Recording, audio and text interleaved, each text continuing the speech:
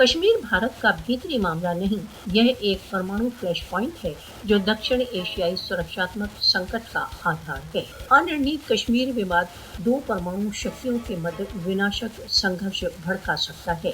कश्मीर के संबंध में सार्वभौमिक भेदभाव क्षेत्रीय तथा सार्वभौमिक शांति के लिए एक खतरनाक जुआ है।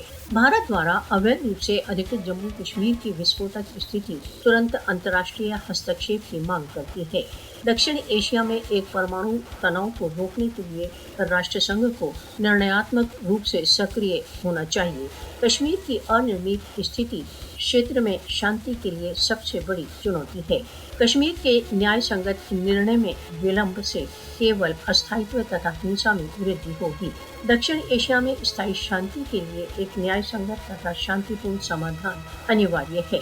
विश्व शक्तियों को कश्मीर में भारतीय सैन्यीकरण तथा मानवाधिकार उल्लंघनों की उपेक्षा नहीं करना चाहिए। कश्मीरियों के स्वयं निर्णय के अधिकारों को सार्वभौमिक मौन के नीचे नहीं दफनाया जा सकता।